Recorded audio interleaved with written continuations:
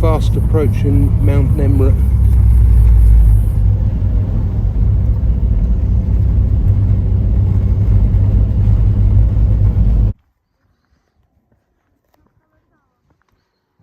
Not a bad view at all, wouldn't you say?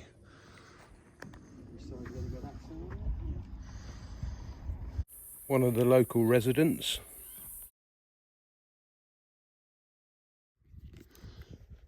All right then, guys? Yeah, absolutely. After you, mate. Well, we're pretty close now, I think. How far up this mountain we climbed for them? That's about 2,200, 2,400, something like that, meters. Right. So what are we in for?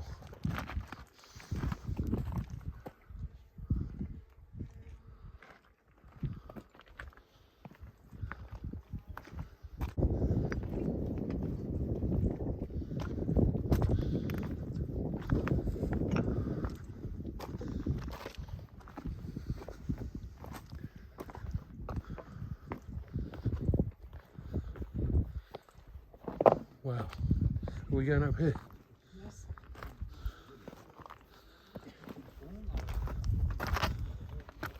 So this is the eastern terrace.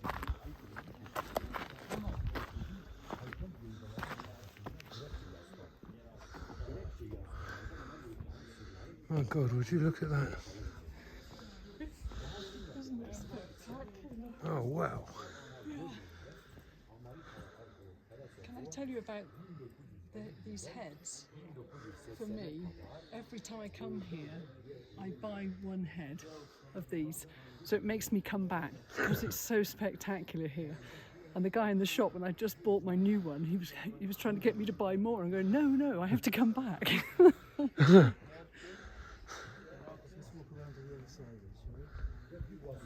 Look at that.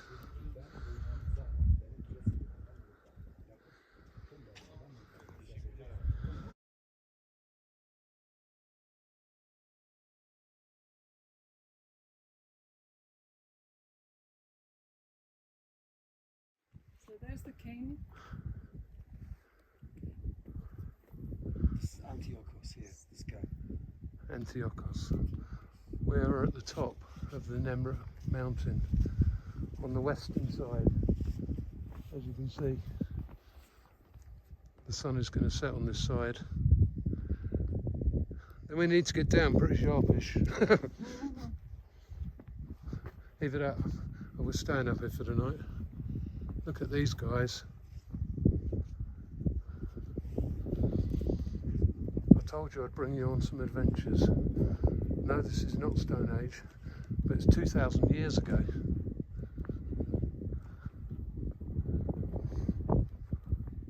This is Zeus here.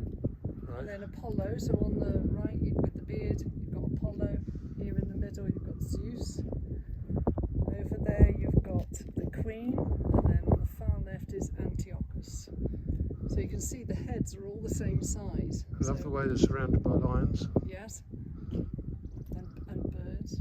Oh, Nick's getting up close and personal. Look at this landscape, guys. This is quite literally the armchair of the gods, right? Wouldn't you say? Yeah, absolutely.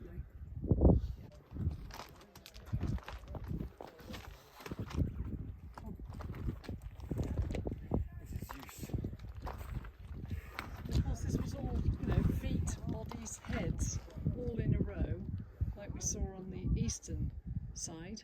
But unfortunately, through time, they've come down. Not through anybody putting them down, but just through time. Just through erosion. Yeah, just a shame. Yeah, you can see They're the still spectacular. you can see the feet there, can't you? Work in stone as well. It's amazing.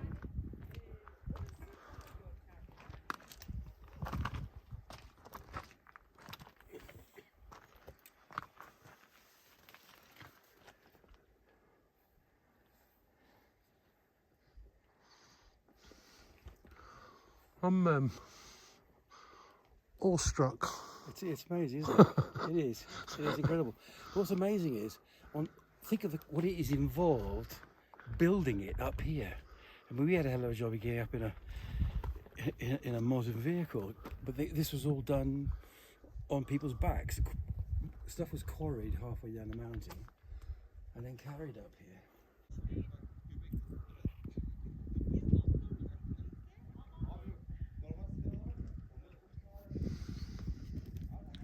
See, the thing is, we're not alone up here, but there's no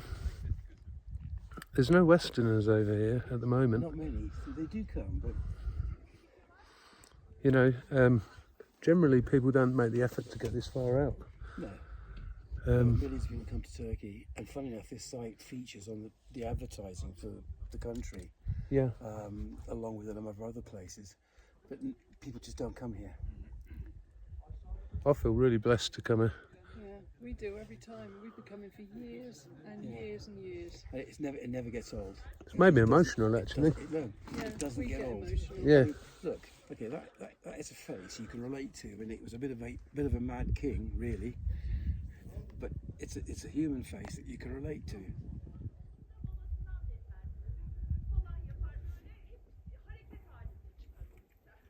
Where's the moon? We saw a moon. There it is.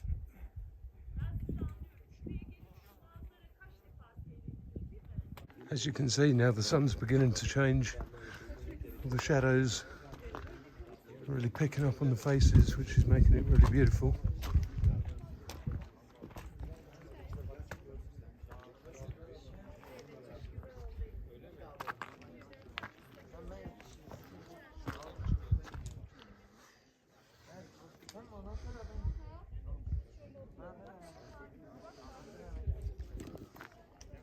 It's definitely a journey of a lifetime. One of the most spectacular places I've ever been. Yeah.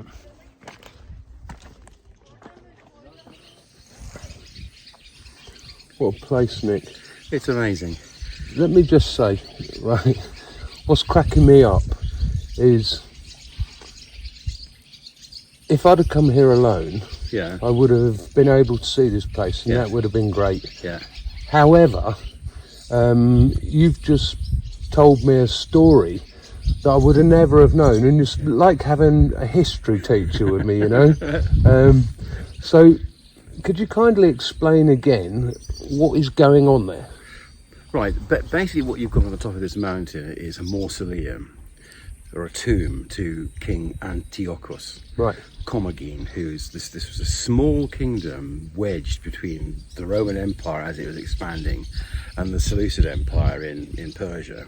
And he was just there, but he was a client king of Rome. How long ago? We're talking about 30 BC. Wow. So, okay, between 30 and 60 BC. And he was trying to keep his independence by establishing himself as an important figure who belonged up there amongst the gods.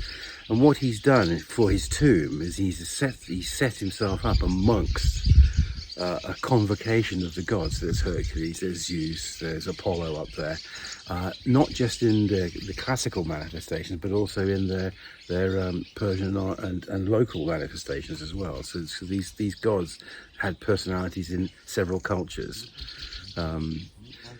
So he set himself up as one of these gods, one of these deified individuals, on his mountaintop. Now the thing about the mountaintop, it looks very odd, and when you see it, knowing that it's artificial, you can say, okay, it's artificial clearly, because what they did, Thousands of tons of shale. yeah, what they did effectively was to completely decapitate the top of the mountain, as if you were cutting the top of a boiled egg, right? So you have a flat platform, and then everything is constructed, including his tomb and his resting place on that base, with the statues around it, and then the whole covering, the tumulus, is put on top. And this is basically, it's like gravel, it's fist-sized pieces of rock, broken up rock, which makes it very secure, but you can't mess with it. You can't climb it. You can climb it, but you can't dig any holes in it. Right. As soon as you start trying to dig holes in it, the structure would go. And they've tried, and it started to go, and they've stopped. So he's still up there. What's with him?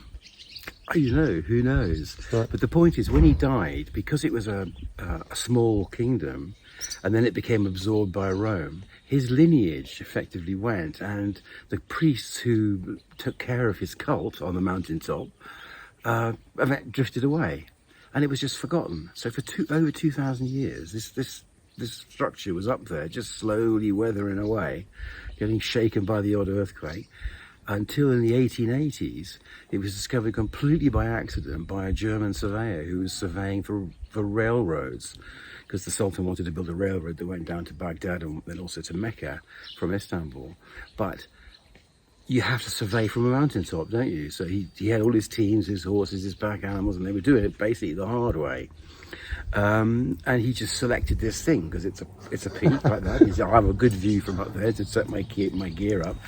And of course, when he got up there, he saw all that.